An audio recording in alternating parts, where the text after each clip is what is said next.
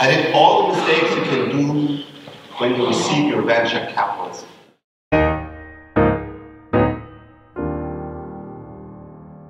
So sometimes when you look at successful investors and successful founders, you believe that they had a very clear master plan in mind and it was all planned.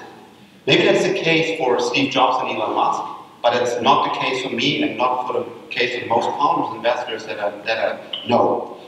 So what you will often experience is that somebody will push you off a cliff, you will fall, and then you have to learn how to build a plane to not die.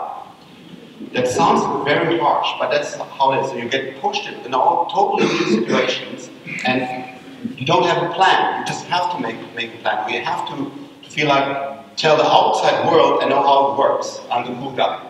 And that's the same when I started investment. I had no clue about what I'm doing. I put aside some money and said all the money will be gone. So that's how I started as an investor. Not smart as, knowing everything, knowing the market, just stumbling in and just trying out of fun. And the first thing we invested was Keynote with Christian Geiser, and it was very, very successful. Not a master plan, just lucky.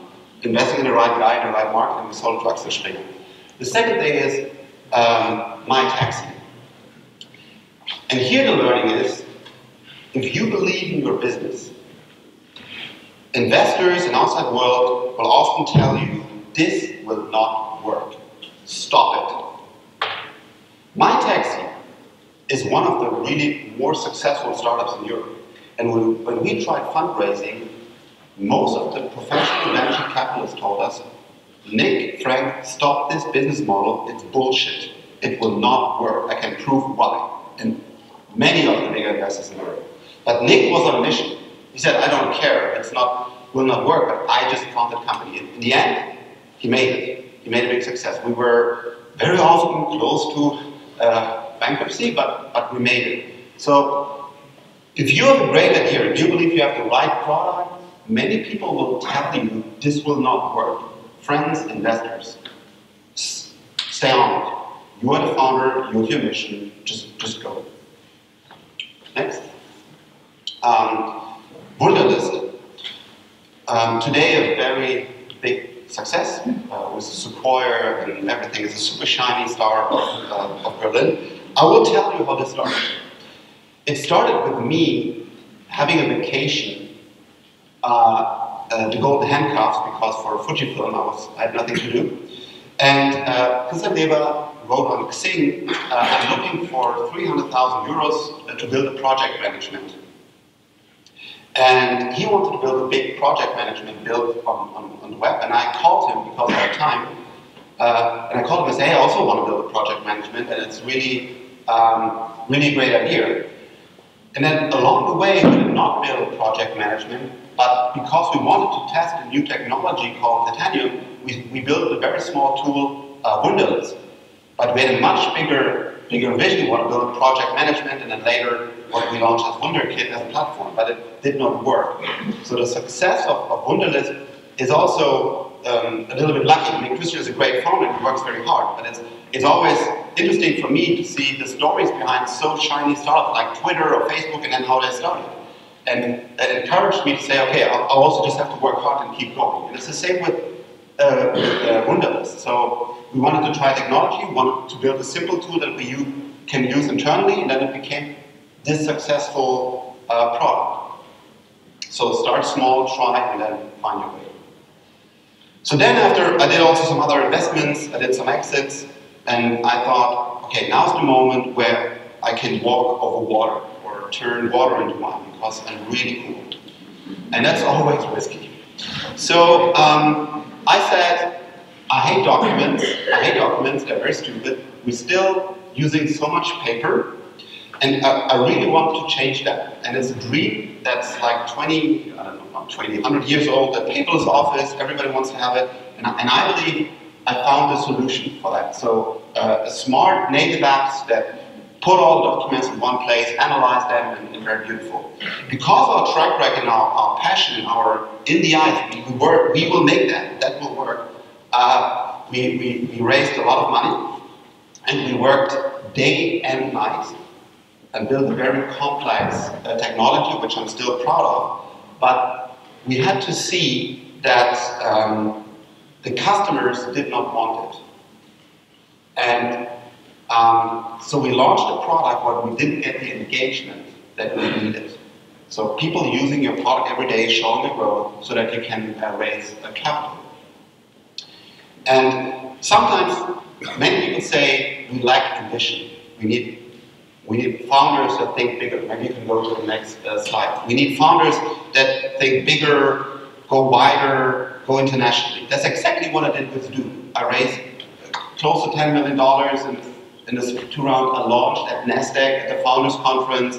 I got a prize from Angela Merkel. I did everything that's so beautiful here in the playbook, like think big, go aggressive, but it didn't work. It didn't work because we had a product that was technology brilliant and had a great design, but people are not ready to really live without paper. It's so much in our daily use, we are so much used to it, and it's very hard to change how people work with that information. So going big, doing all the marketing, thinking big stuff didn't work, and so we had to shut down Do, which was a very, very emotional, very tough call for me, and build something, just go through slides until Scanbot, and build something that's a very, very small app actually. You just hold it over a document, it scans it, creates a PDF, and uploads it to your favorite cloud. Now we can sign documents and all other stuff, but it's very simple. And this works. So the big vision of Do didn't show engagement, but we have now 1.5 million active users without any marketing spending, so we have perfect engagement. So this is something that people use.